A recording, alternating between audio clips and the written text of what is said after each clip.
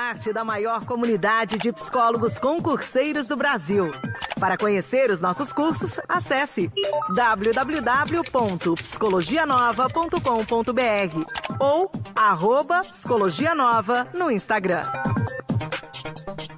Você está ouvindo podcast Psicologia Nova, a sua fonte segura de informações sobre os concursos de psicologia. Faça parte da maior comunidade de psicólogos concurseiros do Brasil. Para conhecer os nossos cursos, acesse www.psicologianova.com.br ou @psicologianova no Instagram. Maravilha, estamos ao vivo, então sejam muito bem-vindos. Hoje é dia 17 de junho de 2020 e comprometido estamos aqui com o psicólogo Rodrigo Bezerra. Foi contemporâneo meu, gente. Nós estudamos praticamente juntos, eu acho que ele era de uma turma acima, adiante, ou duas, não lembro bem. Ele vai falar com vocês daqui a pouquinho. Eu separei as questões que vocês lançaram pra gente lá no nosso Instagram e aproveitem, nós estamos transmitindo ao vivo, claro, esse áudio vai também para o YouTube, vai para o Instagram e esse áudio principalmente vai para o nosso canal de podcast. Nós voltamos a alimentar nosso podcast. Yes! Sejam muito bem-vindos. Eu quero as questões de vocês. Tirem foto e compartilhem nas redes sociais, porque vocês vão ver a vida real. Tem muita gente falando, nossa, é muito bom, você passa em concurso público, é tudo tranquilo, maravilha, só alegria. Trouxemos uma pessoa que de fato trabalha e tem uma centena de projetos, o cara é uma faculdade viva, sempre muito erudito. Rodrigo Bezerra. Rodrigo, tudo bem com você? Como é que você tá, meu querido? Tá nos ouvindo aí? Alô, Rodrigo? Oi, me ouve bem? Pronto, agora sim. Boa noite, meu querido. Como é que você tá? Boa noite, tudo bem. Tudo tranquilo. Espero poder contribuir com a prática do psicólogo no legislativo que está em processo, que está em construção. Com certeza vai. Com certeza vai. Vamos lá, Rodrigo. Olha só, eu separei para você algumas questões, mas antes vamos fazer alguns testes rápidos. Pessoal do YouTube, vocês estão nos ouvindo bem? Tá dando certo? Tá funcionando? Fiquem bem à vontade, sigam o nosso podcast. Vou falar sobre isso daqui a pouco e ao final eu vou listar para vocês quais são as assembleias legislativas, Câmara ou Senado, que porventura tem vaga para psicólogo, que tem concurso autorizado. Tem concurso estranho. É a Assembleia Legislativa de Tocantins, com a remuneração final de quase R$40 mil para psicólogo. Nós vamos comentar isso daqui a pouquinho. E eu falando aqui com toda essa empolgação, sejam muito bem-vindos mais uma vez. Entrem nas nossas redes sociais, nosso Telegram. Entrem em contato, conecte-se. Por quê? Porque nós não abandonamos vocês. Estamos aqui e a ideia é fazer sempre 2 lives por semana, uma falando só sobre concurso, outra sobre a vida real. Eu quero o melhor perfil entrando no serviço público, porque o Brasil precisa disso. Rodrigo, preparado então? Tranquilo, vamos lá. Vamos começar, olha. Sem a vinheta do Show do Milhão, primeira questão na tela. Resumidamente, como foi a sua trajetória no serviço público até você se tornar psicólogo da Assembleia Legislativa do Rio Grande do Norte? A palavra é sua, meu querido. E aí a gente tem um caminho aí de alguns anos, né, no serviço público.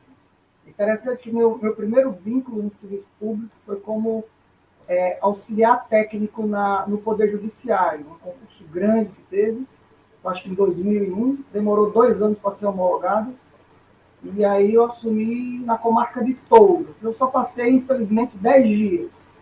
Eu estava no começo do meu mestrado, o salário não era interessante, eu optei pela bolsa. Bem, durante o meu mestrado, eu fiz 2 coisas. Eu comprei um laptop e capitalizei todo o dinheiro da bolsa em concursos públicos. Então, assim, eu sabia que a Prefeitura de Natal tinha aberto o edital há poucos anos e que oferecia um salário mínimo. Isso é bem desestimulante. Então, eu fiz muitos concursos no interior do Ceará, tentando pegar 2 prefeituras próximas, era o Instituto Cidades, na época. Fiz alguns concursos, eu passei, só que, nesse meio tempo, eu também viajei para Ouro Preto e fiz o concurso de Ouro Preto em Minas Gerais. E lá foi o meu primeiro vínculo. Eu comecei a trabalhar no CRAS, estou falando de 2007, né? Nós tínhamos o ministro do Desenvolvimento Social e Combate à Fome, o Patrus Ananias, se chamava Casa das Famílias, né? Estava pouca gente falava CRAS ainda, e eu não tinha leitura das questões de vulnerabilidade social. Bem, passei lá um ano e 3 meses, depois faço outro, lá em Ouro Preto eu tirei em primeiro lugar, trabalhei no CRAS, e depois eu fiz um concurso para o litoral de São Sebastião. Litoral de São Paulo, a cidade de São Sebastião. Cidade onde tem a Praia de Maresias, né? As pessoas conhecem pouco o nome de São Sebastião. E lá trabalhei no CRAS 5 anos e fiz de tudo, absolutamente tudo que você possa imaginar, de grupos socioeducativos, de reuniões intersetoriais de rede, de participar de muitas instâncias aí de discussão, né, da política. Bem, passo 5 anos, em 2013 é lançado o edital, na época eu trabalhava mais de 40 horas por semana, muitos grupos socioeducativos, ainda tenho amigos lá, e aí, enfim, aparece o concurso da Assembleia. Eu trabalhando muito, consigo fazer nas frestas, otimizando o tempo, e consigo tirar essa aprovação também em primeiro lugar. A questão aqui, em 2014, como eu tirei em primeiro, eu pensei que ia ser chamado logo, né? E aí é uma dica que eu dou para vocês. Conheçam a lei de responsabilidade fiscal, né? Ela impede nomeações. Hoje é um pouco falado, mas na época eu não havia me atentado para isso. E venho para Natal, não peço licença, eu peço exoneração. E aí eu passo 3 anos e 3 meses até ser chamado. Claro que isso teve todo um movimento aí da Comissão dos Aprovados, que eu participei ativamente.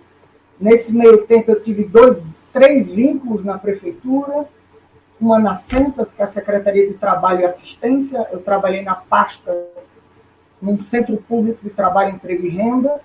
Trabalhei a primeira vez como contrato seletivo, depois eu tive um contrato seletivo na saúde, trabalhei na Zona Norte, na Unidade Básica de Saúde, depois eu retorno via concurso para a Centas. E depois a Assembleia me chama, né, com 3 anos e 3 meses. Você passou um tempão sem ser chamado. Para quem está pensando em ser chamado, tem que fazer o quê? Ensina aí o caminho das pedras. Olha, se for qualquer... Alô, Rodrigo?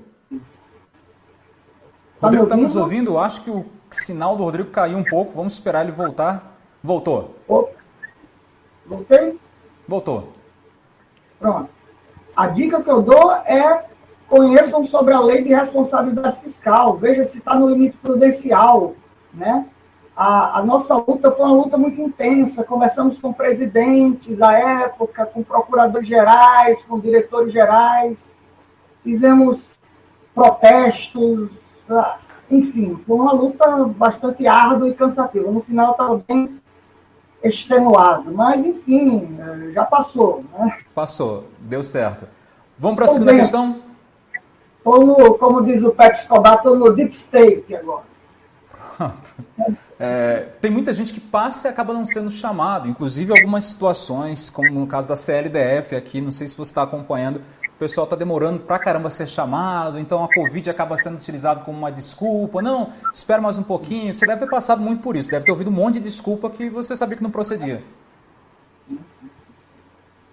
Pois é.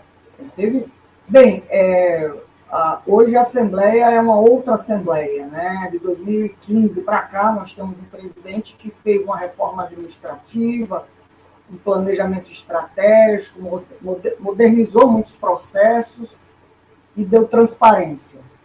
Ficou conhecido nacionalmente antes de 2015 a Operação Dama de Espadas, né? Então, a Assembleia não foi muito bem vista, não foi muito bem vista pelos olhos da população, e aí essa gestão, a partir de 2015, parece que dá algumas respostas em relação a isso. Maravilha. Temos muito que avançar ainda, mas enfim, estamos caminhando aí nos processos. Segunda questão para você. Quando você entrou, sabia o que fazer? Bem, interessante isso, essa pergunta, porque eu, como participei ativamente da comissão, e até judicializei, né, minhas questões, eu quis saber se tinha psicólogos lá, o que faziam, né? Então, eu sabia que existia a clínica, apenas a clínica lá, né? E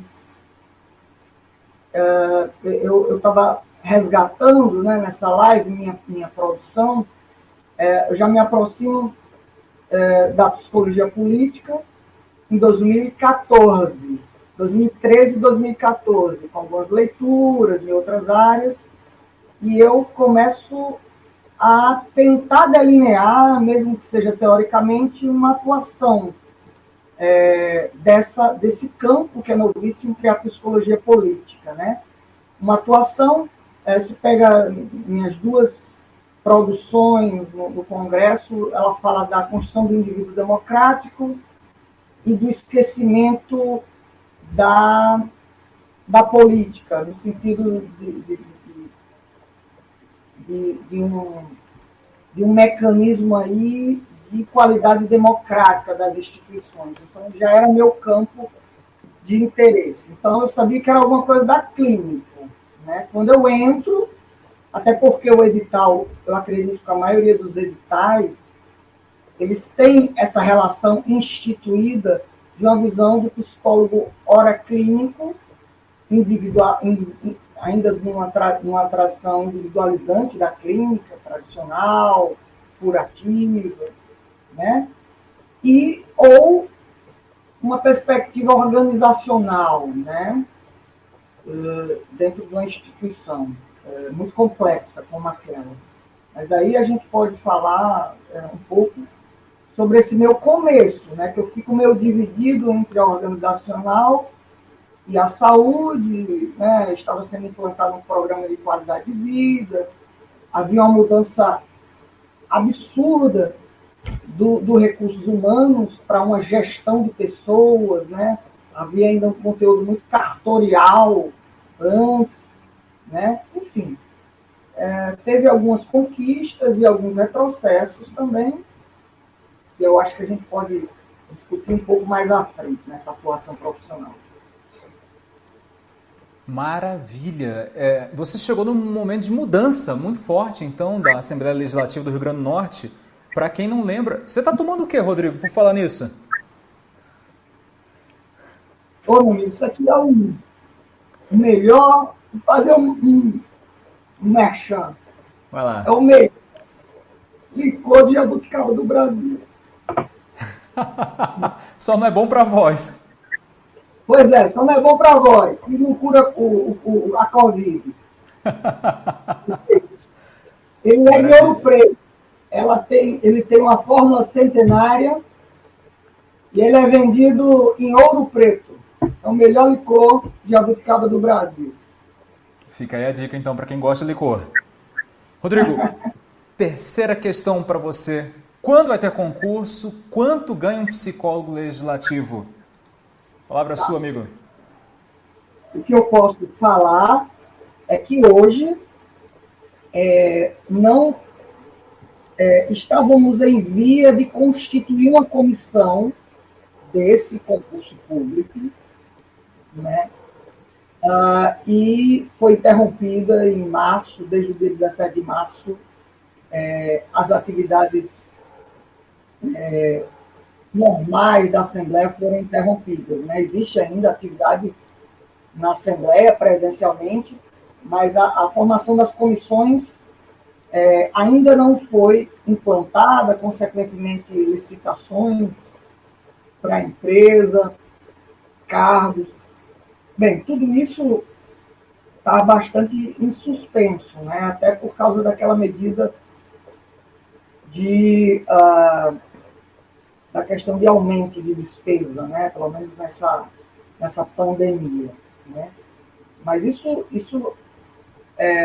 se vai ter ou não para psicólogo é uma questão em aberto ainda, a gente não tem como resolver isso, falar, adiantar alguma coisa, mas eu acredito que esse momento pós-pandemia a gente possa pensar em outros campos de atuação do psicólogo. A gente pode falar um pouco sobre isso mais à frente, né?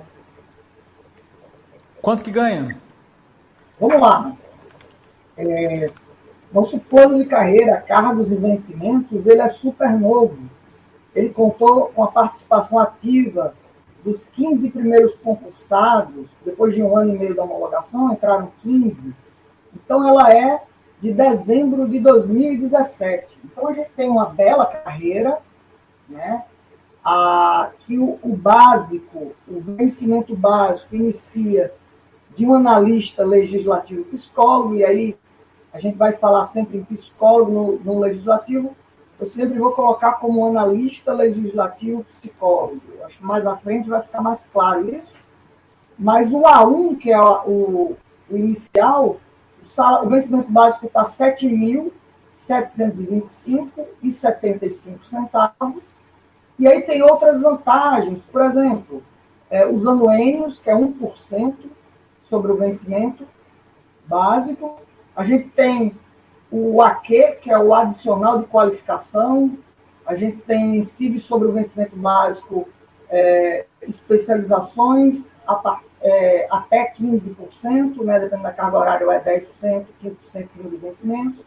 Mestrado, 20% em cima dos vencimentos. Doutorado, 30% em cima do vencimento base. Além disso, a gente tem um auxílio alimentação de R$ 1.400. E nosso plano de saúde, a gente tem uma faixa de auxílio saúde que depende da faixa etária. O meu teto é R$ 800. Então, assim, esse primeiro nível, A1, vai até A4, e aí nossos concursados, os primeiros, tiveram um debate muito ativo em relação à construção desse plano dos efetivos, porque eles calcularam os steps. Então, de A1 para A2, um interstício de 2 anos, e aí você tem que apresentar cursos feitos, determinada carga horária, para cada ano 40 horas de carga horária. Então, se você passa de A1 para A2, você precisa apresentar 80 horas de carga horária, de cursos, congressos, simpósios. De A2 para A3, que era o meu caso, que eu fiz agora em abril, 27 de abril, ficou congelado, vai ficar congelado durante um bom tempo, eu acredito. Já é 1 ano. De A3 para A4, mais 1 ano. Aí de A4 para B1, 2 anos. Tem steps diferentes, mas é bem convidativo. Hoje em dia, no final da carreira, eu acredito que esteja um vencimento básico em torno de R$ 20.000, o salário base. Né? Essa é a remuneração final? Essa é a remuneração base final. Né? Maravilha. Dá para adicionar, então, com mestrado, doutorado, e mais anuênio? Incide, né? Enfim. Os anuênios eu acho que vai cair em algum momento, mas a gente tem até 20, até um teto de 20 anos, eu acho. É bem atrativo, a carreira é atrativa. Pela primeira vez no mestrado, que já completou aí 13 anos, 12 anos, ele foi revertido em valorização salarial. Nos outros vínculos nunca foi. Valeu a pena, então? Valeu, sim. Maravilha. Olha só, eu não poderia deixar de notar que você tem uma trajetória muito plural dentro da Assembleia Legislativa do Rio Grande do Norte. E aí nós temos aqui a nossa próxima questão, uma questão bem interessante e também bem plural do jeito que eu sei que você é. Das ações abaixo, quais você realiza como servidor público, atua junto à comunidade, é consultado em processos legislativos, trabalha com psicologia clínica, trabalha com psicologia organizacional, atua com psicologia política? A palavra é sua, meu amigo. Beleza, isso é uma questão muito complexa, né? Bem, vamos lá. Hoje eu sou lotado no núcleo de atendimento biopsicossocial. Então, eu trabalho, meu público-alvo, vamos dizer assim, considerando a minha lotação, é a saúde do servidor, né? Vamos lá. Eu tive uma trajetória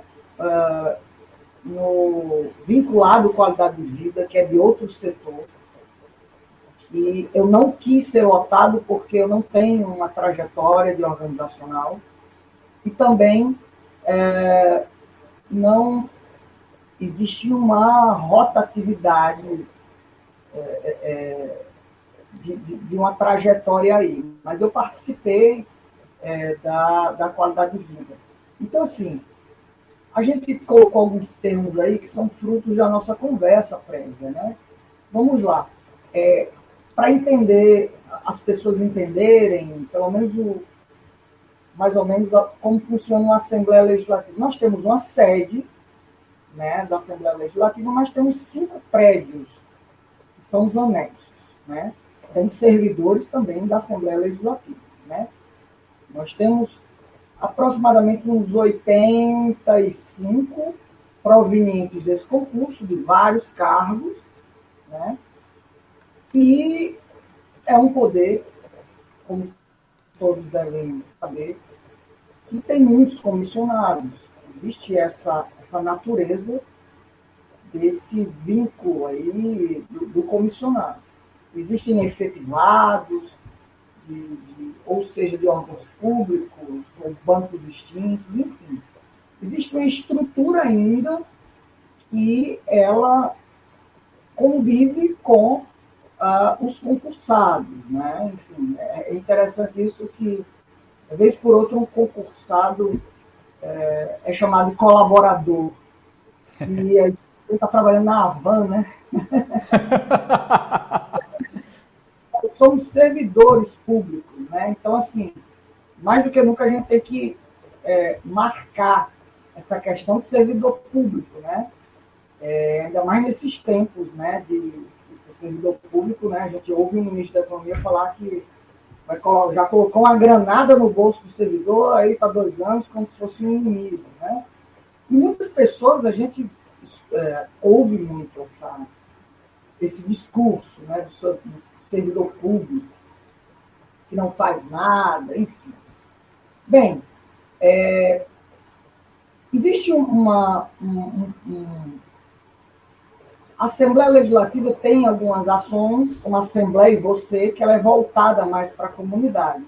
Eu tive algumas experiências de trabalhar com professores e diretores de algumas escolas públicas. Eu trabalhei algumas questões de inteligência socioemocional.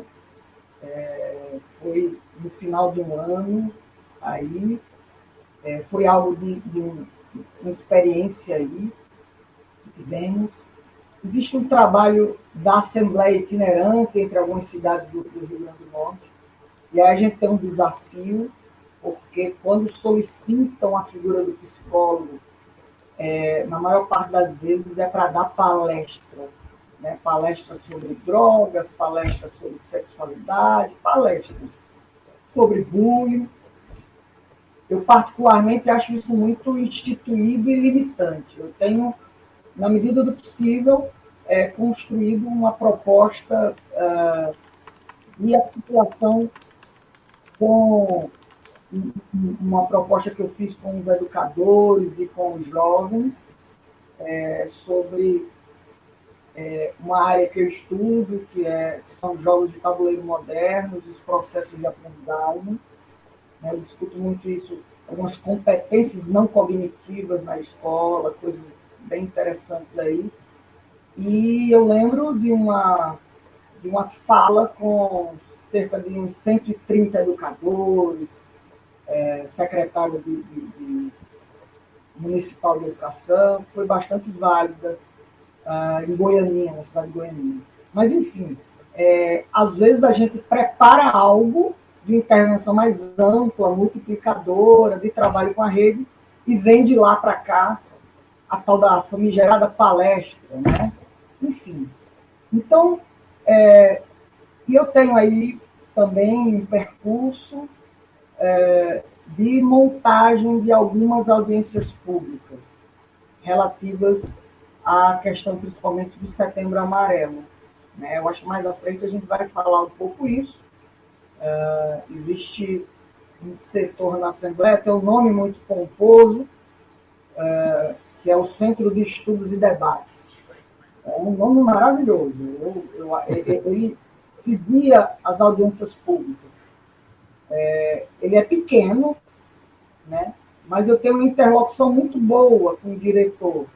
E aí, com essa interlocução, a gente consegue algumas coisas parecidas com uma proposta de um analista legislativo psicólogo, no que se refere a uma atuação da psicologia política, né? E aí a gente pode falar um pouco mais para frente sobre isso. Maravilha! Vamos lá. Primeiro eu quero agradecer porque você está mostrando a pluralidade de coisas que o psicólogo pode fazer no serviço público. De propósito, claro, a gente já tinha conversado um pouco antes sobre isso, eu decidi tocar nesse ponto porque muita gente acaba se limitando bastante na visão de clínica, na visão de organizacional, e você mostra que trabalha com cidadania, com a questão da organização de informações, qualidade de vida no trabalho, zilhões de coisas, e logo, logo eu quero ver algum grande resultado para a gente poder divulgar aqui.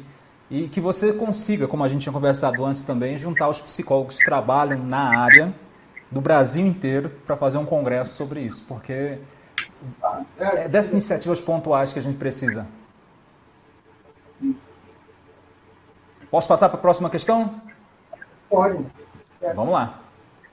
O que você orgulha de já ter feito na Assembleia Legislativa do Rio Grande do Norte? Olha, eu já fiz algumas coisas que eu me senti fazendo muito diferença, né? Eu queria resgatar, bem, primeiro, pré-assembleia, eu me orgulho muito de ter participado daquele grupo da Comissão dos Aprovados, na pré-assembleia, apesar de ter sido desgastante, me adoeceu em certo sentido, mas eu percebi algumas questões que eu precisaria trabalhar em mim, né? O que eu me orgulho, eu lembro de uma audiência pública que eu montei junto com o diretor do Centro de Estudos e Debates sobre o Setembro Amarelo. E ele foi muito sensível a uma construção, quem é que você, de fato, poderia trazer para a gente avançar numa perspectiva mais de uma resolutividade de agenda, talvez, de pensar coisas interessantes, né? E, claro, a pauta estava dentro de uma convocação dessa audiência por um deputado específico. E, nesse momento, quando eu trabalhava lá, em uma unidade básica de saúde. Maravilha, um pequeno problema técnico aqui, o áudio dele cortou, acho que daqui a pouco ele volta. Rodrigo, está nos ouvindo? Estou. Maravilha, voltamos. Eu ouvi até... de um deputado...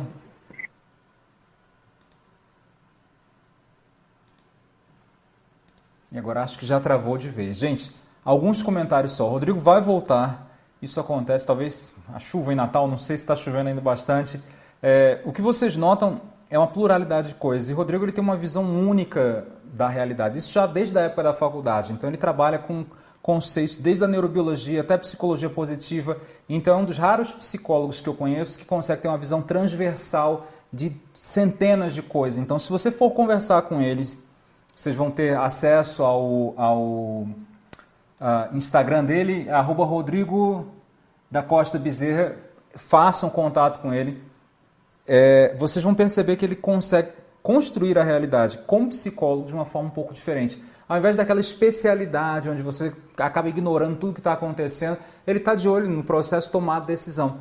E aí eu espero que ele volte para nós para que nós possamos falar daqui a pouco sobre esse campo da psicologia política que ainda precisa crescer bastante aqui no Brasil. Rodrigo, você está aí? Eu acho que travou mesmo, não tem problema. Olha só, vamos aproveitar então, enquanto ele está voltando, acho que mais 2 ou 3 minutos para nós conversarmos sobre os concursos na área da psicologia, em especial, claro, nós trabalhamos com isso. Vamos falar sobre a situação dos concursos legislativos 2020, 2021. Senado Federal vai ter concurso, daqui a pouco escolhem a banca, está entre CESP e mais a OCP. Tem um bocado de banca doida que apareceu, mas nós não vamos ter vaga para a área da psicologia. Tem gente vendendo curso para o Senado, vocês sabem minha opinião, eu não preciso falar absolutamente nada. Câmara dos Deputados sem previsão.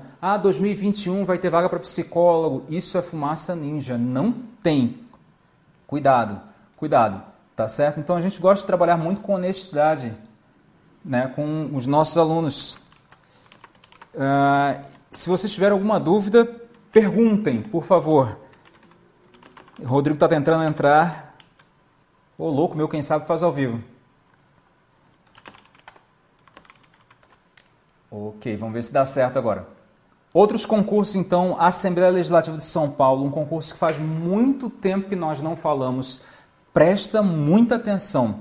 Olha só, concurso autorizado e previsto para 2020 e 2021. Tem muita gente falando que vai ocorrer agora em 2020. Eu não acredito, mas vamos esperar para 2021. A Alesp tem o cargo de psicólogo e nós poderemos ter vaga no próximo concurso. O último concurso foi em 2010, Fundação Carlos Chagas, que, aliás, foi a banca que aprovou o Rodrigo. O Rodrigo Bezerra foi aluno nosso. E vale a pena contar essa história. Eu estava trabalhando na outra empresa ainda, e aí o Rodrigo foi aluno nosso. E, por algum acaso, eu acabei conversando com ele. Caramba, bicho, você, sei lá, se formou 1 ano, 2 anos antes de mim, e agora você é meu aluno. E foi aquele nervosismo. Poxa, será que eu sou um bom professor? Será que vai dar certo ou não? Foi uma turma muito pequena, e aí, enfim, todo mundo que passou foi aluno nosso.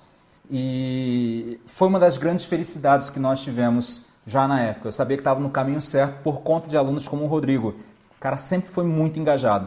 O último concurso, então, para a Assembleia Legislativa de São Paulo foi em 2010, FCC. Atualmente, o inicial é de mais de R$10 mil. E eu quero que você preste atenção em algumas coisas. Primeiro, esse concurso está autorizado. Então, há uma grande chance desse concurso sair, tá certo? E de acordo com a resolução da Alesp, lá de 2012, o cargo de técnico legislativo, aliás, de agente técnico legislativo e psicólogo, né, agente técnico legislativo especializado em psicologia, passou a se chamar analista legislativo. Isso deu um boom gigante na carreira, ou seja, a remuneração aumentou, né? Quem anima aí fazer concurso para a Alesp? Minha recomendação é, sei lá, dá uma olhadinha lá no curso Prefeituras, começa com uma coisa bem básica mesmo, porque primeiro que nós não sabemos qual que vai ser a banca, nem quando vai ocorrer. Mas quem já está estudando, sei lá, para tribunais, provavelmente vai pegar todo o material que já tem para aproveitar para a Alesp. Assembleia Legislativa de Tocantins. Gente, que loucura! Esse é o concurso que eu sempre falo, porque quando sair, nossa, vamos fazer, sei lá, eu estou imaginando aqui o seguinte, assim que esse concurso sair, nós vamos fazer uma carreata aqui, vamos fazer uma lotação e levar todo mundo de Brasília para fazer prova lá em Tocantins, né? Eu vou visitar, vou passear, não vou fazer concurso não. Mas essa remuneração inicial, ela parece ser baixa, tem uma série de adicionais e a remuneração final é a maior remuneração para psicólogo no Brasil. Não é mentira e não é propaganda. O inicial é de R$5 mil e poucos, tem uma série de adicionais e o final é de quase R$40 mil, gente. Quase R$40 mil. Então a situação do concurso é a seguinte... nós tivemos uma série de problemas, o Ministério Público entrando, a obrigação de lançar logo edital, etc. Ia sair. Aí chega a tal da quarentena, que atrasou uma série de concursos. Gente, vocês viram passando aqui uma série de concursos, mais de 50 concursos abertos atualmente. Há 2 meses eu consegui listar 10, 15. Por quê? Praticamente todos foram suspensos. Mas nesse mês agora, nós estamos em junho, eles voltam a abrir. Claro, a diferença é, nós não temos mais a diferença de um dia, de 2, 3 meses até a prova. Nós temos editais com inscrição terminando daqui a 3 ou 4 meses. Nós temos prova marcada, tem alguns editais com prova marcada para 2021. Então há um espaçamento maior, ou seja, você vai ter mais tempo para estudar, mais tempo para tirar as dúvidas, para manter um foco e para mandar muito bem no seu concurso, tá certo? A Assembleia Legislativa, então, de Tocantins deve abrir, CESP entrou e saiu, até onde eu estou sabendo, remuneração final fantástica. Por quê? Porque eles fizeram uma equiparação gigantesca lá. E assim, depende muito da Assembleia Legislativa. Tem Assembleia Legislativa que tem anuênio, tem outras que não tem. Tem algumas que tem quinquênio, outras não tem. Depende de quando você entra, perfeito? E do lugar para o qual você faz. Vale a pena? A taxa de rotatividade para quem faz concurso para a área legislativa é menor do que para quem faz na área judiciária e menor ainda, claro, de quem faz para a área executiva. Secretaria de Saúde, Secretaria de Educação são os locais que têm maior rotatividade. Vocês já devem ter imaginado isso. Maior rotatividade. Legislativo, eu não conheço ninguém que tenha saído. Eu conheço uma pessoa que passou, que falou na nossa, no BNDES, ganhando muito bem, que saiu, por exemplo. Legislativo, não conheço. Então, fica esperto, comece a estudar já nesse ano e, enfim, vamos ver o que vai acontecer. Recomendo que você estude só para esse concurso esse ano? Não. É uma coisa que muita gente pergunta. A minha recomendação isso está até no nosso curso da Saga, que vai ter vídeo novo daqui a pouco, daqui a mais algumas horas, eu vou subir mais 2 vídeos do curso Saga. Presta atenção, o ideal, assim, pensando com a minha cabeça, eu quero que vocês entendam, eu estou de coração aberto para receber críticas aqui, não tem problema não, é que vocês façam concurso pelo menos a cada semestre.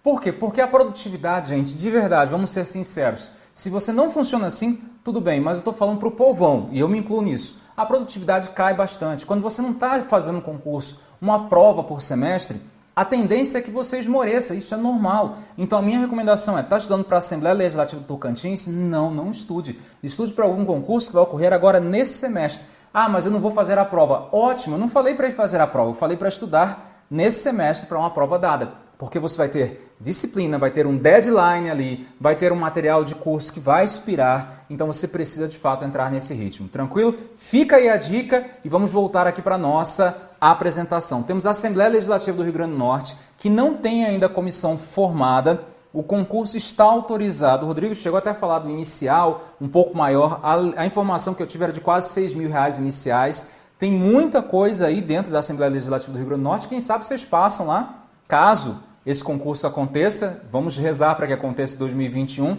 e aí vamos ver o que aparece, né, para a gente.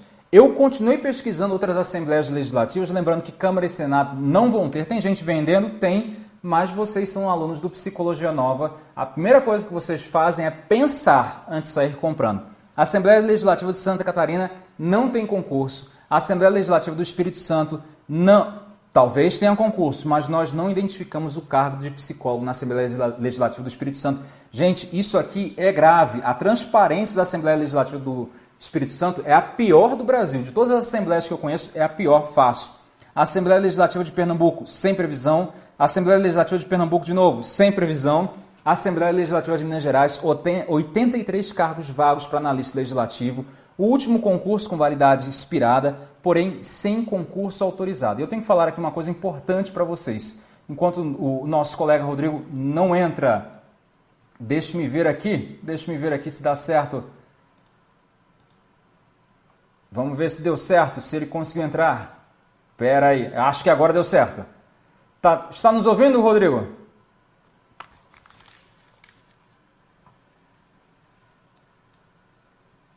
Alô, Rodrigo, está nos ouvindo? Eu acho que eu estou sem seu áudio. Tenta falar alguma coisa enquanto isso, eu vou comentar sobre uma profecia, a profecia do Nostradamus. Pois é, Nostradamus lá pelos seus idos bem idos mesmo, a long time ago, ele disse o seguinte, olha, o ano 2021 vai ser o ano dos concursos em Minas Gerais. Olha só. Então, há uma chance, pode ser que isso aconteça. Eu estou brincando, claro, mas pode ser que isso aconteça. Pode ser que nós tenhamos TJ Minas Gerais, junto com a Assembleia Legislativa de Minas Gerais, TRF da 6ª Região, Ministério Público de Minas Gerais, e aí minha fonte secreta falou do concurso da Polícia Penal de Minas Gerais, com vaga para psicólogo. Então, concursos razoavelmente grandes, né? que podem trazer vagas para a área da psicologia, uns com remuneração maior, outros menores e tal. Esse ano de 2020 está sendo mais o rascunho para que talvez a coisa aconteça em 2021. Então, Nostradamus falou, nós vamos nos guiar aqui por Nostradamus. Rodrigo, está nos ouvindo? Está sem som, Rodrigo? Deixa eu tentar outro canal aqui. Pronto, deu certo. Agora nós estamos ouvindo você. Me ouve bem? Sim, sim. Tá. Bem, a gente estava falando... deixa eu só falar um pouco sobre essa audiência pública em particular, né? Eu, junto com o Centro de Estudos e Debates, junto com uma colega da UFRN, que tem uma base de pesquisa sobre o estudo do comportamento autodestrutivo e suicídio, eu a convidei. E aí, olha que interessante, vocês estão me ouvindo? Sim, sim. Pronto. Eu falei que eu trabalhei na Unidade Básica de Saúde, na Zona Norte, e aí eu conheci uma paciente que depois ela me pediu para ir até a casa dela, que a irmã dela tinha sofrido um acidente, ela falou assim. E essa mulher, ela, até onde eu sei, foi a única sobrevivente de um suicídio na ponte Milton Navarro. Para quem não conhece Natal, a gente tem uma ponte sobre o Potengi, sobre o Forte Luiz Magno, se chama Ponte Milton Navarro. E ela, inclusive, apareceu na mídia como um ponto, sabe que as pontes em geral, né, elas têm uma representação muito simbólica para os suicidas. E essa pessoa, que já tinha tentado suicídio algumas vezes, a irmã dela, pulou na ponte. E ela milagrosamente sobreviveu, ela pulou à noite no ponto mais alto. Foi resgatada, enfim, sem muitas sequelas. É uma pessoa simples, mas estudante do curso de letras. Na época ela era estudante do curso de letras. Então, a fala dela, para mim, eu ter oportunizado essa fala nessa audiência pública de uma sobrevivente, né? Eu acho que foi o ponto alto, assim, eu me orgulho muito de ter trazido ela para a gente discutir. Só que a gente tem uma tarefa imensa aí a ser desenhada, esse desenho institucional da atuação da escola política, ele ainda está por ser feito. Eu vou provar para vocês uma coisa. Vocês estão me ouvindo bem? Sim, sim, alto e claro. A psicologia política, ela é uma psicologia bastante recente, né? Ela tenta se construir, né, ao lado da psicologia social, da comunitária, mas o objeto dela é o comportamento político, né? Só que as grandes linhas dela são a consciência política e o comportamento eleitoral, né? Existe quase nada relacionado ao comportamento legislativo, do campo legislativo. E até uma questão para esclarecer, né? Na última, se vocês entrarem aí, pesquisarem revista de psicologia política, vocês vão ver, em 2019 tem um número especial da revista de psicologia política, em que, pela primeira vez na revista, aparece essa palavra comportamento legislativo. E aí é de fundamental importância entender isso. Se vocês procurarem, o nome do artigo comportamento legislativo e financiamento eleitoral, o caso de desastre da Samarco. Como a gente falou do licor de Minas, é um estudo do comportamento legislativo na Assembleia Legislativa do Espírito Santo, né? Também na Avenida Espírito Santo. E é interessantíssimo para a gente perceber trâmite, essas forças envolvidas, quer sejam em audiências públicas, quer sejam em projetos de lei, né? E que, nesse artigo, que curiosamente é de um cientista social e de um cientista político. Então, os psicólogos eles estão muito localizados ainda na discussão do que um teórico chama democracia do público, né? Que é muito importante a produção acadêmica, dos direitos das minorias, né? Dos direitos de populações que foram silenciadas, etc. Mas o equipamento institucional de produção de leis, ele ainda não tem uma interlocução com a produção acadêmica. E eu acho que é aí onde a gente entra, né? Não como fazendo intervenções pontuais em audiências públicas, como já foi meu caso, mas acompanhando a feitura dessa lei, né? Esse pós-audiência, o que é que se faz com isso, como é que fica a fiscalização do executivo, do cumprimento dessas leis, quais são as forças envolvidas aí, qual é a resolutividade dessa agenda, enfim. Eu não vejo nenhum caminho se a atuação política do psicólogo, dentre as várias, não for junto a um trabalho de assessoria aos temas pertinentes à psicologia, né? E, claro, a gente tem um histórico, por exemplo, a Assembleia fez uma campanha muito interessante sobre o abuso sexual infantil, né? Com um conteúdo muito interessante. Teve sobre violência doméstica, sobre adoção, mas perceba,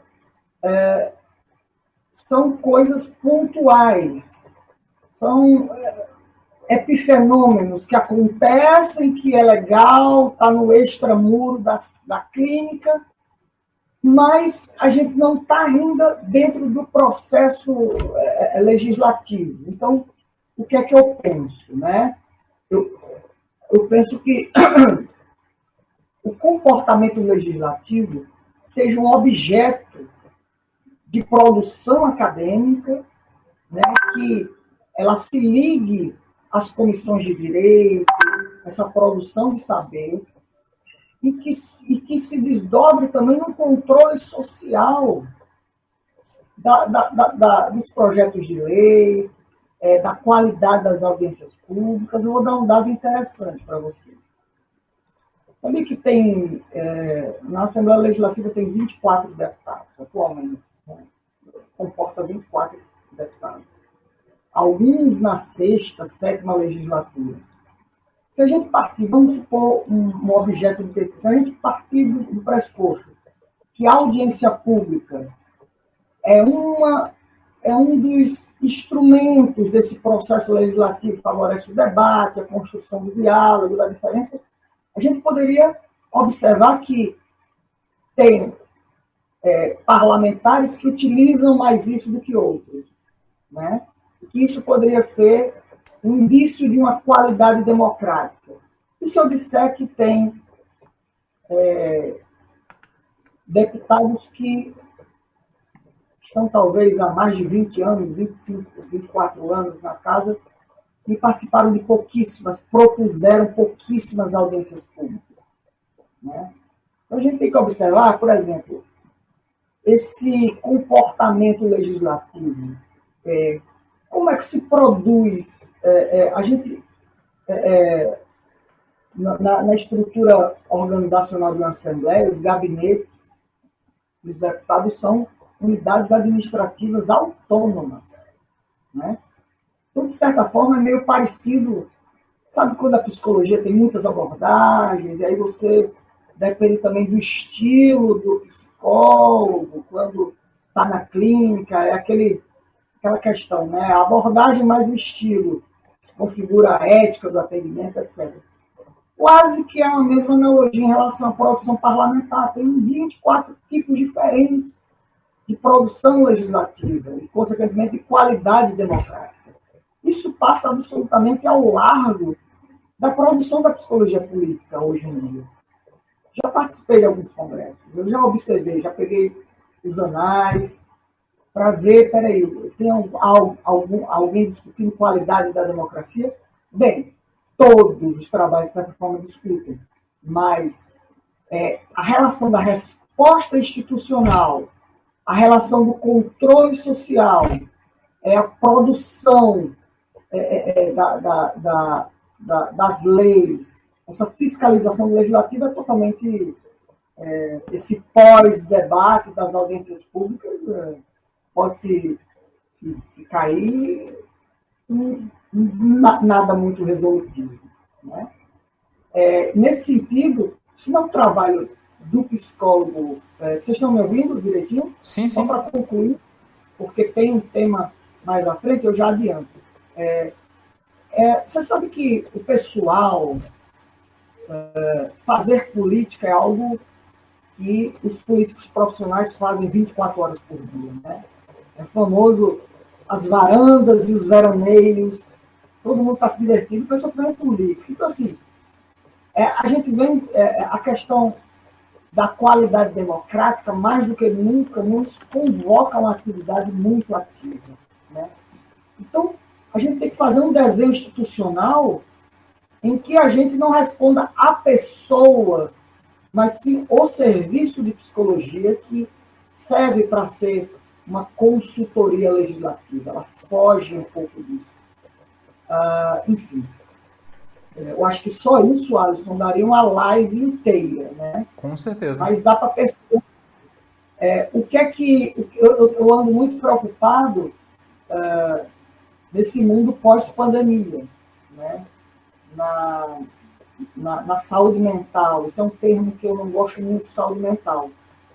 Mas nas práticas de bem-estar, né? Nas práticas de potencializar as subjetividades, a gente precisa pensar bastante. Eu acho que se abre uma janela aí para a gente da psicologia trabalhar como uma consultoria mesmo ativa.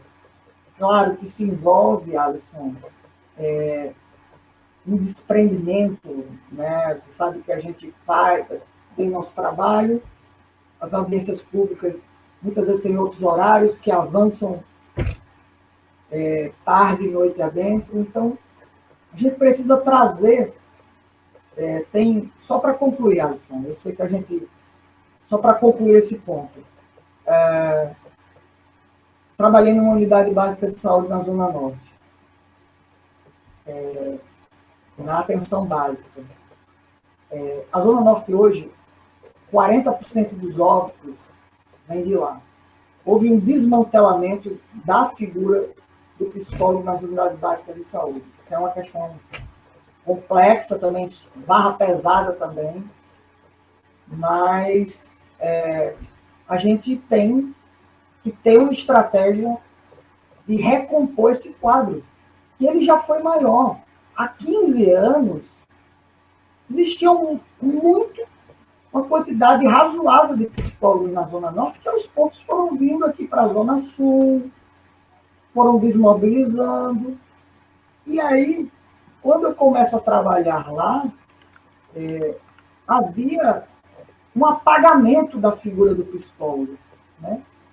E depois eu começo a receber encaminhamentos de 6, 7 unidades básicas de saúde dentro.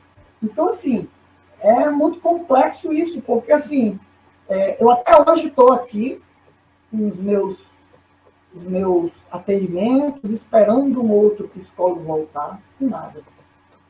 Vou dar um outro exemplo, só para complementar.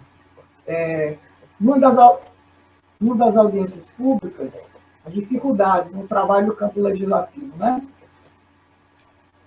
Acho que já entra um pouco no que você está falando. Já entra.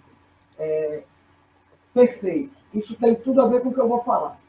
Vou te responder no nível mais epitelial da coisa. Né? A gente tem Dificuldades de equipamentos, cadeiras ergonômicas na sala, não tem ventilação, é um prédio obsoleto, né? É um prédio que poderia ter um potencial maior, mas é um prédio que as salas só passa uma pessoa. Ele é muito antiquado, o prédio. Eu espero me aposentar no outro espaço físico da Assembleia. Ele é muito fragmentado. Então, assim, as pessoas trabalham lá muito fragmentadas. Isso é um grande desafio do campo organizacional, por exemplo, e de qualidade de vida. Mas aí já é outro assunto. Eu acho que, no campo da psicologia política, eu acho que o maior desafio é a leitura desse instituído, os jogos de poder. E aí eu costumo pensar assim, que a gente a todo momento recorre à arte da prudência do Baltazar Gracian e o Breviário dos Políticos do Cardeal Manzarin. São 2 livros bem interessantes para se entender jogos de poder. Acho que é muito interessante. Então, esses jogos de poder, as vaidades, meu microfone já foi interrompido numa audiência pública, num caso aí, uma questão de vaidade, enfim. Então, fazer essa leitura é uma coisa muito, muito, muito complexa. Os interesses. Você pega, por exemplo, a qualidade de vida. Ela ora joga com a saúde e ora joga com a gestão de pessoas. E aí são setores que dialogam, mas têm ruídos. Enfim, tem muitos desafios aí. A gente avançou muito no setor de saúde, muito, muito mesmo. A gente hoje está trazendo o servidor. Antes a gente chegava a atender demanda externa, né? Hoje a gente consegue limitar e o servidor entender que o público-alvo é servidor, são os dependentes, são os terceirizados, né? A gente consegue hoje limitar o atendimento ao público externo, que não se insere nessas categorias. É um desafio, né? Mas a gente insere, né? Enfim, maravilha. A gente já entra na questão final. Você já deu uma palhinha aqui. A questão final é o que é o comportamento legislativo? Pois é. Comportamento legislativo é exatamente... eu falei um pouco sobre... Eu vou citar um trabalho de mestrado da minha esposa, né? Eu tenho uma esposa que eu muito me orgulho, a Maureen. Ela é assistente social aqui da maternidade Leonardo Silva. O mestrado dela foi algo bem pioneiro dentro do serviço social. Ela fez uma leitura também do comportamento legislativo, das proposituras que envolvem a questão do aborto na Câmara Federal, certo? Então, perceba, ela analisou os discursos existentes, né? E percebeu as forças que envolvem os conservadorismos e, sobretudo, por que os projetos paravam em determinado ponto, etc. Isso é um exemplo de um comportamento legislativo. É interessante que isso é muito inovador para a academia. Pelo menos eu estou falando da UFRN, eu participei da banca, e esse diálogo entre as instituições democráticas, principalmente essa gestão de uma resposta legislativa, ela é raríssima, né? E no campo do serviço social, na psicologia.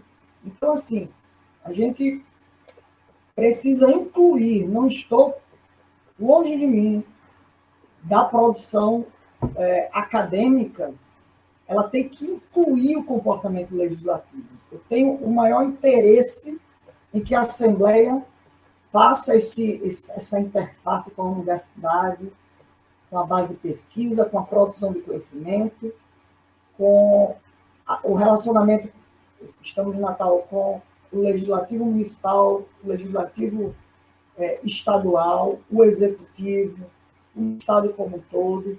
Então, a gente precisa abrir esse diálogo, né?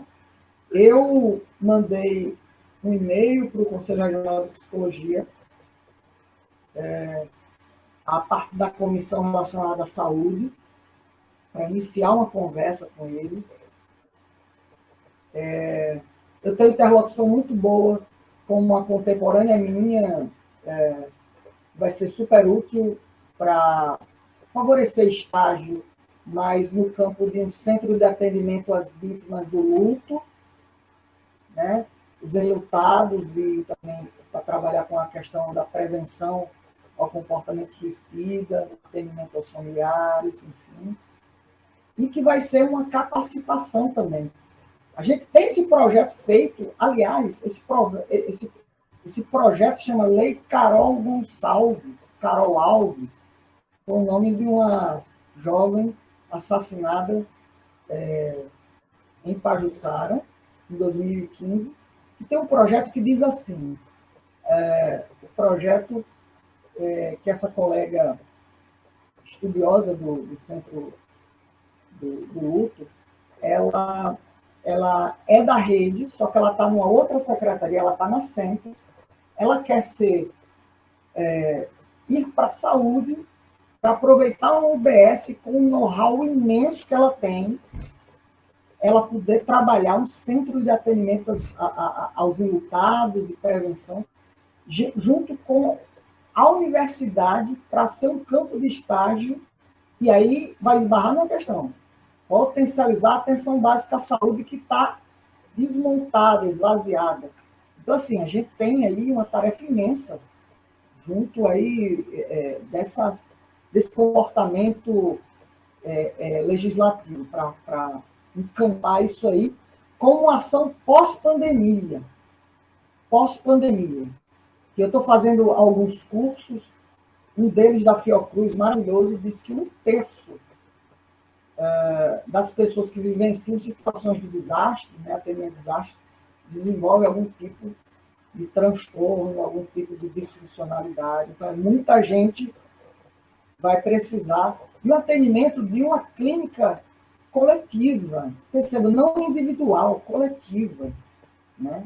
Os primeiros cuidados psicológicos, por exemplo, é algo que precisa ser capacitado para os serviços dele.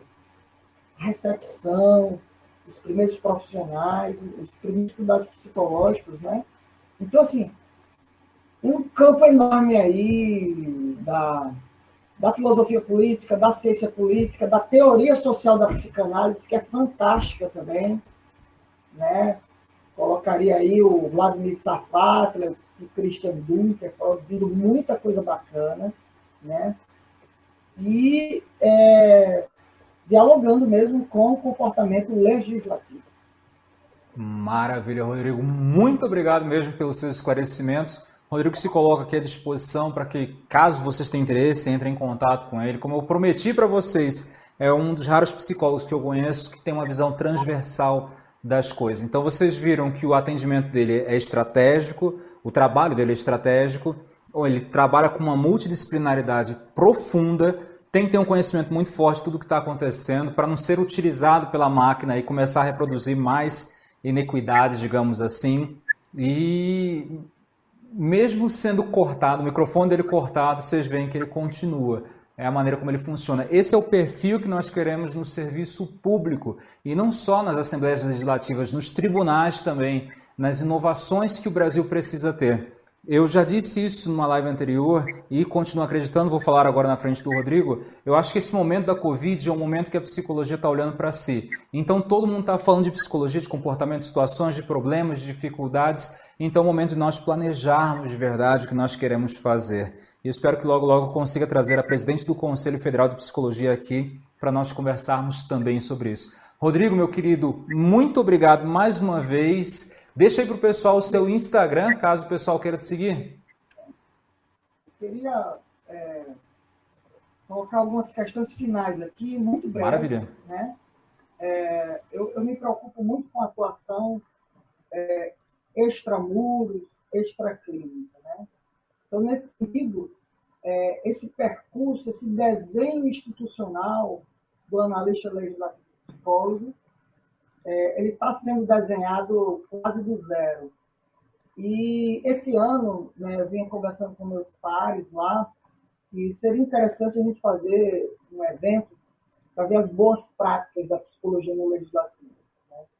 E aí isso facilita muito, porque se alguma assembleia conseguir trabalhar nesse desenho, ele pode ser replicado para outras, ele pode abrir vaga para concurso, dando uma expectativa de uma atuação muito mais política do psicólogo. Política não partidária, né? Eu falei de questões de comportamento legislativo estão ao largo do partidarismo, né? Estamos discutindo a qualidade da democracia nos processos legislativos, no controle social. Então, eu queria deixar... eu cheguei através do Alisson, queria agradecer ele. Eu estou fazendo um semanário psicológico. O nome é Semanário, é um informativo psicológico que eu mando para algumas pessoas que eu atendo, para alguns amigos, e fala um pouco dessa psicologia para todos, né? Uma psicologia para além do sofrimento mental, para além das disfuncionalidades, para além das pessoas que não estão tão bem. Então, eu tenho feito algumas sessões muito interessantes. Eu queria deixar meu e-mail, se vocês tiverem interesse em conhecer o trabalho. Meu e-mail é super fácil, dá para decorar. rodrigopsicologia@yahoo.com.br. Alisson tem meus contatos, aí também. Gostaria de discutir com qualquer um que queira esse desenho dessa psicologia política. Eu estou reaproximando também das produções da psicologia política. Por um tempo eu fiquei um pouco desencantado, mas eu estou voltando para elas. Vejo que tem um espaço bacana aí, com essa revista de psicologia política aí, com essas questões do comportamento legislativo aparecendo pela primeira vez, mesmo que seja através da ciência política. Mas é isso, gente. Eu continuo estudando muito mais do que na época da graduação. Gosto de aprender, a gente tem que oferecer. Maravilha, Rodrigo. Muito obrigado mais uma vez pela sua participação. E é isso, gente. Espero que vocês tenham gostado, curtido e acompanhado. Deixe-me colocar aqui os nossos links. O link do Telegram é o t.me/psicologia nova e o nosso podcast. Vocês encontram em qualquer plataforma, podcast Psicologia Nova, semanalmente informações quentinhas para vocês. E é isso, um grande abraço, fiquem com Deus e até as próximas lives. Tchau, tchau.